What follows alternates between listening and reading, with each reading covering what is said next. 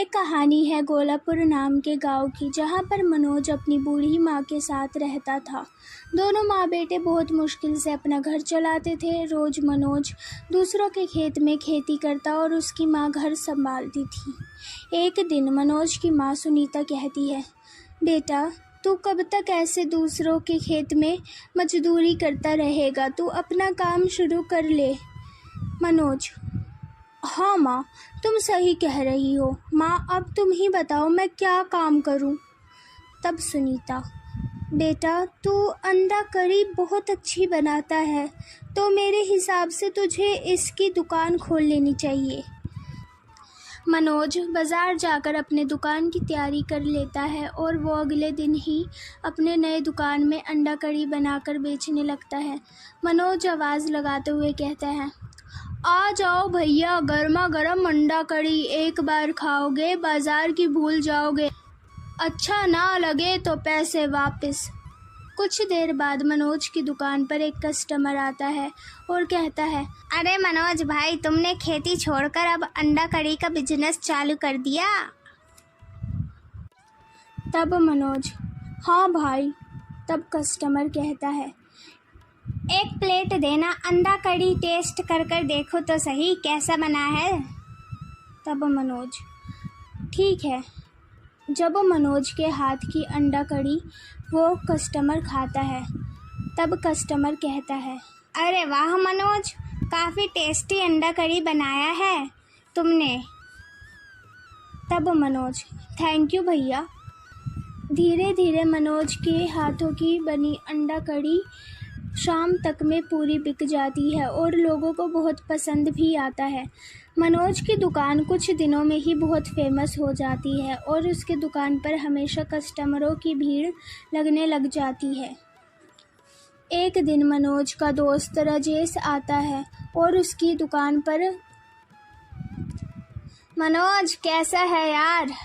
तब मनोज, मैं तो ठीक हूँ, तू बता कैसा है। तब राजेश, क्या बताओ यार, मैं शहर में नौकरी करता था, जिस मालिक के पास करता था वो मालिक अब दूसरी जगह चला गया, उसने अपनी दुकान भी बंद कर दी। इस वजह से गांव में आया हूँ। अब ना तो मेरे पास नौकरी है और ना पैसों की बहुत दिक्कत भी है। तब मनोज, तू चिंता क्यों कर रहा है, मैं हूँ ना, तू आज मेरे साथ काम कर। वैसे भी मुझे एक हेल्पर की ज़रूरत थी, क्योंकि अकेले दुकान संभालने में बहुत मुश्किल होती है और तेरा काम का भी टेंशन ख़त्म हो जाएगा। तब राजेश, क्या सच में? मैं आज से ही काम पर लग जाता हूँ। सीता तो ये बात सुनकर बहुत खुश होगी, मैं उसे बता कर आता हूँ। तब राजेश घर जाता है और सीता को सारी बात बताता है और सीता इस बात को सुनकर बहुत खुश हो जाती है। अगले दिन से मनोज की दुकान पर राजेश काम करने लगता है। काम करते करते राजेश को कुछ दिनों में ही मनोज से जलन होने लगती है। एक दिन राजेश सीता से कहता है, अब मुझे भी अंडा कड़ी बनाना आ गया है। तुम्हें पता है सीता, मनोज की दुकान बहुत ज़्यादा जम गई है और बहुत अच्छे पैसे कमाने लगा है। मैं सोच रहा हूँ मुझे भी दुकान खोल लेनी चाहिए। तब सीता, आइडिया तो अच्छा है, लेकिन हम दुकान खोलेंगे कहाँ पर। तब राजेश, मनोज की दुकान के सामने, वैसे भी अब उसने बहुत पैसे कमा लिए हैं, अब मेरी बारी है। तब सीता, उनके सामने हम दुकान अपनी खोलेंगे तो क्या सोचेंगे हमारे बारे में। तब राजेश गुस्से में कहता है, उसने मेरी कुछ मदद नहीं की है, मैं तो उसकी दुकान पर नौकर बनकर काम करता था, इसलिए वो मुझे पैसे देता था। मैंने उसकी दुकान पर काम किया, इसलिए उसकी दुकान और जम गई। तुम्हें कुछ नहीं पता है तो तुम चुप रहा करो। ऐसा कहकर अगले दिन ही राजेश अपनी नई दुकान खोल लेता है और अंडा कड़ी बेचने लगता है। मनोज से जलन के कारण राजेश कस्टमरों को बुलाने के लिए राजेश तेज आवाज में कहता है, मनोज की दुकान से भी स्वादिष्ट अंडा कड़ी, एक बार खाओगे भूल जाओगे बाजार की अंडा कड़ी। लेकिन मनोज को इन बातों से कोई फ़र्क नहीं पड़ता। कुछ देर बाद एक कस्टमर राजेश की दुकान पर आता है और कहता है, भाई 1 प्लेट अंडा करी देना। तब राजेश, हाँ ये लीजिए भाई। खाने के बाद में कस्टमर कहता है, इसमें तो बहुत मिर्ची है, तुम्हें बनाना नहीं आता क्या? ऐसे बोलकर वो कस्टमर चला जाता है। ऐसे कर कर राजेश की अंडा कड़ी ख़त्म तो हो जाती है, लेकिन जितने कस्टमर उसकी दुकान से अंडा कड़ी खाते हैं वे सब कहकर जाते हैं, राजेश भाई तुम्हें बुरा लगेगा लेकिन मनोज की अंडा कड़ी जितनी स्वादिष्ट तुम्हारी अंडा कड़ी नहीं है। रात में जब राजेश अपने घर पे जाता है तब सीता, आपके हाथ में बनी अंडा कड़ी तो लगता है सारी बिक गई। तब राजेश, हाँ सारी तो बिक गई, लेकिन किसी को भी पसंद नहीं आई, सब मनोज की ही तारीफ कर रहे थे। तब सीता, मैं तो कहती हूँ आप मनोज भैया से माफ़ी मांग लीजिए, वो माफ़ भी कर देंगे और उनके पास कुछ दिन और रहकर काम सीखकर दूसरी अच्छी जगह हम अपनी दुकान खोल लेंगे। तब राजेश, हाँ तुम ठीक कह रही हो। अगले दिन ही राजेश अपनी दुकान बंद कर मनोज की दुकान पर जाता है और मनोज से कहता है, सॉरी मनोज भाई, मैंने जलन के चक्कर में तेरे सामने ही दुकान खोल ली। यार क्या तू मुझे स्वादिष्ट अंडा कड़ी बनाना सिखा देगा? अगर मैं अब किसी दूसरे गांव में जाकर अपनी दुकान खोलूंगा। तब मनोज, ये भी कोई कहने की बात है, तूने मुझे पहले बता दिया होता तो अब तक सीख भी गया रहता, चल कोई बात नहीं अब सीख ले। तब राजेश, थैंक यू यार, तू मेरा सबसे अच्छा दोस्त है। कोल्हापुर नाम के गांव में एक गरीब किसान रहता था। उसका नाम राजू था। राजू अपने परिवार के साथ रहता था। राजू एक मेहनती किसान था। उसके परिवार का गुजारा खेती से ही होता था। एक दिन राजू की पत्नी सुनीता राजू से कहती है, सुनिए जी, आप खेती छोड़ क्यों नहीं देते? कोई दूसरा काम क्यों नहीं करते हो? अगर आप कोई दूसरा काम नहीं करेंगे तो हमारे बच्चों का क्या होगा? तब राजू, हाँ तुम सही कह रही हो, लेकिन मैं कौन सा काम करूं समझ नहीं आता है। मैं तो पढ़ा लिखा भी नहीं हूँ जो शहर में जाकर नौकरी करूं। तब सुनीता, मेरे पास एक तरकीब है, क्यों न हम समोसे की दुकान खोलें? इस गांव में एक भी समोसे की दुकान नहीं है और आप तो वैसे भी बहुत अच्छे समोसे बनाते हो। हाँ तुम सही कहती हो, मुझे समोसे की ही दुकान खोलनी चाहिए। अगले ही दिन राजू ने समोसे की दुकान गांव में खोल दी। राजू रोज सुबह अपनी जल्दी दुकान खोलता और शाम को बंद कर देता। राजू के समोसे लोगों को बहुत ही ज्यादा पसंद आने लगे। राजू की दुकान पर हमेशा भीड़ लगी रहती ग्राहकों की। इस वजह से राजू की दुकान बहुत ही ज्यादा अच्छी चलने लगी और धीरे धीरे उसकी दुकान बहुत ही ज्यादा जम गई। जमने के कारण वो बहुत ही ज्यादा अच्छा पैसा कमाने लगा। राजू ने कुछ दिनों में ही अपना नया घर बना लिया। इसके कारण उसके अंदर थोड़ा सा घमंड और लालच भी आने लगा। राजू समोसे में आलू कम करने लगा, उसकी जगह वो आटा मिला देता और अगर कोई उसे कुछ बोलता तो वो उससे उल्टा जवाब देता। एक दिन राजू की दुकान पर एक बुढ़िया आती है और वो समोसे खाती है। समोसे खाने के बाद में तब बुढ़िया कहती है, बेटा राजू, तुम्हारे आज के समोसे थोड़े अजीब लग रहे हैं। ऐसा लग रहा है कि तुमने इसमें आटा मिलाया है।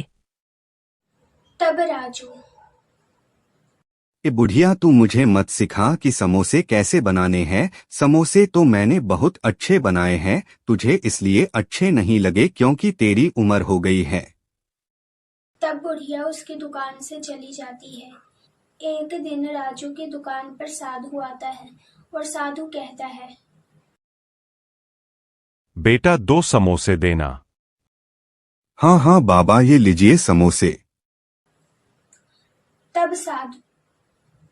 राजू, तुमने समोसे में आलू कम और आटा मिला दिया है। क्या तुम्हें पता है, इससे तुम्हारी दुकान पर असर पड़ेगा। तुम्हें इतना लालच नहीं करना चाहिए। तुम्हें अपना काम ईमानदारी से करना चाहिए। अरे बाबा, अब समोसे मुझे सजा देंगे क्या? मेरे समोसे को तो लोग खाकर और मांगते हैं। बाबा, आपको मेरी चिंता करने की कोई जरूरत नहीं है। मुझे पता है कि पैसे कैसे कमाए जाते हैं। आपको अपने बारे में सोचना चाहिए, क्योंकि आपकी अब उम्र हो गई है, इसलिए आपको इतने स्वादिष्ट समोसे अच्छे नहीं लगे। इस गांव में मेरे जैसा समोसा कोई नहीं बना सकता है। तब साधु विनम्रता से कहता है कि तुम्हारा ये व्यवहार मुझे बिल्कुल भी पसंद नहीं आया। तुम पैसों की माया में लालची बन गए हो। तुम्हें तो वक्त ही सबक सिखाएगा। ऐसा कहकर साधु चला जाता है। साधु के जाने के बाद से ही राजू की ग्राहकी कम हो जाती है। धीरे धीरे राजू की मिलावटी समोसे की बात पूरे गांव में फैल जाती है और उसके दुर्व्यवहार की बात। गांव का हर एक व्यक्ति राजू के समोसे के बारे में और राजू के व्यवहार के बारे में बात करने लगता है। इसके कारण राजू की दुकान पर कोई समोसे खाने नहीं जाता। इसके कारण राजू रोज समोसे बनाता और रोज उसके हमेशा समोसे वापस रह जाते। इसके कारण रोज राजू समोसे लेकर आता और वापस घर ले जाता। पूरा दिन बस वो खाली बैठा रहता। कोई भी ग्राहक उसके पास समोसे खाने नहीं आता। कुछ दिन ऐसा ही चलता रहता है। राजू रोज समोसे बनाकर लेकर आता और रोज उसके वापस रह जाते। एक दिन राजू को अपनी गलती का एहसास होता है। तब गांव की पंचायत बैठाई और सारे गांव वालों के सामने माफी मांगने लगता है और कहता है, मैंने जो अपने लालच के कारण आप सबको मिलावटी समोसे खिलाए और मैंने आप सब के साथ गलत व्यवहार करा, इन सब के लिए आप सब मुझे माफ कर दो। मैं कसम खाता हूँ, मैं आज के बाद ऐसा कभी नहीं करूँगा। तब गांव वाले राजू को माफ कर देते हैं। तब राजू को सरपंच धमकी देते हुए कहता है, देखो राजू, अगर तुमने दोबारा ऐसा काम किया तो तुम्हें अपनी ये दुकान बंद करनी होगी। अगले दिन से राजू अपनी दुकान पर जैसे पहले समोसे अच्छे बनाता वैसे ही बनाने लगता है और उसकी दुकान पर ग्राहक भी आने लगते हैं। बड़ापुर गांव में एक रसोइया रहता था। नाम था उसका राजू। राजू बहुत अच्छा खाना बनाता था, लेकिन वो बहुत आलसी था। सुबह देर से उठना, काम टालना और बहाने बनाना उसकी आदत सी हो गई थी। उसकी पत्नी लाली और बेटी पूजा बहुत मेहनती थे, लेकिन राजू की आलसी आदतों से हमेशा परेशान रहते थे। एक दिन लाली गुस्से में कहती है, राजू, सुबह हो गई है, अब तो उठो। आज दुकान पर तुम्हें ऑर्डर की मिठाइयाँ बनानी थी ना। तब राजू, अरे लाली, तुम बेवजह चिंता कर रही हो। आज वैसे भी बहुत ही ज्यादा हाथ पैर में दर्द है और थकावट भी है। कल मिठाई बना दूंगा। कौन सा कस्टमर भागे जा रहे हैं। तब राजू की बेटी कहती है, पापा, आपको पता है मास्टर जी ना कल आपकी मिठाई की बुराइयां कर रहे थे। कह रहे थे कि जो राजू हलवाइया है ना, वो बासी मिठाइयाँ सबको बेचता है। तब राजू हैरान होकर कहता है, क्या मेरी मिठाइयों की बुराइयां कर रहा था वो टीचर? तब लाली कहती है, अब क्या होगा, रोज बचा हुआ सामान दोबारा बेचते हो, घी में पानी मिलाते हो और कहते हो काम की क्या जल्दी है। दूसरे दिन दुकान पर एक ग्राहक आता है। ग्राहक कहता है, अरे राजू भाई, 1 किलो जलेबी पैक करना तो, और दिखाना एक जलेबी मैं थोड़ा सा चख कर देखूं। तब राजू कहता है, हाँ हाँ, ये लीजिए आप मेरी जलेबियाँ खा कर तो देखिए, उंगलियाँ चाटने लग जाओगे। तब ग्राहक ले लेता है और खाकर देखता है। तब कहता है, अरे राजू भाई, ये जलेबी तो कल की लग रही है, क्या तुम हमें बासी मिठाइयाँ बेच रहे हो? तब राजू घबरा कर कहता है, अरे नहीं नहीं भैया, बस थोड़ी सी हल्की सी कुरकुरी हो गई है, मैं भला तुम्हें बासी मिठाइयाँ क्यों बेचूंगा। ग्राहक तो देवता समान होते हैं, और भला भगवान को कौन बासी मिठाइयाँ खिलाएगा। ग्राहक, अच्छा ठीक है, तुम कहते हो तो मैं ले लेता हूँ, लेकिन अगर कुछ हुआ तो मैं तुम्हें छोड़ूंगा नहीं। अरे नहीं नहीं भैया, एक बार आप अपने घर वालों को मेरी मिठाइयाँ खिलाओगे तब वो ना हमेशा आए दिन आप मेरी रोज़ दुकान पर आओगे मिठाइयाँ लेने। आज जलेबी ले जा रहे हो, कल गुलाब जामुन ले जाओगे। लोगों को ऐसे ही मस्का लगाकर राजू हलवाई अपनी सारी मिठाइयों को बेच देता है। कुछ देर बाद ही एक औरत राजू हलवाई की दुकान पर गुस्से में आती है। तब राजू हलवाई कहता है, आइए आइए बहन जी, बोलिए क्या मैं पैक करूं? तब वो औरत कहती है, पैक तो तू कुछ मत कर, तेरी वजह से पता है मेरी बेटी की तबीयत खराब हो गई, तुझे तो मैं छोड़ूंगी नहीं। तू बासी मिठाइयाँ बेचता है और पैसे पूरे लेता है ग्राहकों से। मैं तेरे खिलाफ पंचायत बैठा रही हूँ, अब तू मुझे पंचायत में ही मिल। सुमित्रा पंचायत बैठाती है और मुखिया जी से कहती है, मुखिया जी, आपको पता है इस राजू हलवाई की दुकान से मैं जलेबी ले गई थी। जलेबी मैंने अपनी बेटी को दिया। मेरी बेटी ने जैसे ही खाया उसके पेट में बहुत ही ज़्यादा दर्द होने लगा। तब मैंने डॉक्टर को जल्दी से कॉल करा। तब डॉक्टर आए और डॉक्टर ने कहा कि ना इस फूड पॉइजनिंग हुई है। इसकी लापरवाही के चक्कर में, इसके आलस के चक्कर में मेरी बेटी के साथ ना जाने आज क्या हो जाता अगर मैंने डॉक्टर से नहीं दिखाया होता तो। तब मुखिया जी पूछते हैं, क्यों राजू हलवाई, ये क्या सच कह रही है सुमित्रा? तेरी मिठाइयों की वजह से इसकी बेटी की तबीयत खराब। तब राजू बोलता है, माफ़ कीजिए मुखिया जी, मैं आज के बाद कभी ऐसा नहीं करूँगा। ये सब मेरे आलस के चक्कर में हुआ है। ये बात सच है कि मैं सबको बासी मिठाइयाँ खिलाता हूँ और थोड़ा सा लालच के चक्कर में मैं मिलावट भी करता हूँ अपनी मिठाइयों में। मैं आज के बाद कसम खाता हूँ कि कभी भी कोई भी मिलावटी नहीं करूँगा।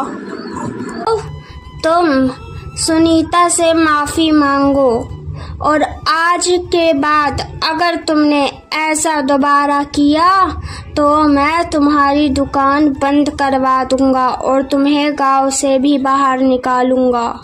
लाली, तुम सही कहती थी, मुझे तुम्हारी बात माननी चाहिए थी। मुझे अपना आलस मैं पहले ही छोड़ देता तो आज मेरे साथ ऐसा नहीं होता। मैं तुमसे माफ़ी मांगता हूँ लाली। और सुनीता बहन जी, मेरी वजह से आपकी बेटी की तबीयत ख़राब हुई, उसके लिए मैं बहुत ही ज़्यादा शर्मिंदा हूँ। प्लीज़ आप मुझे इस बार माफ़ कर दीजिए। मैं आपकी बेटी के सारे इलाज का पैसा मैं लौटा दूँगा आपको, जितना भी खर्चा आया है। आज के बाद मैं ऐसा कभी नहीं करूँगा मुखिया जी। हमेशा ताज़ा मिठाई बनाऊँगा और ईमानदारी से ही बेचूँगा।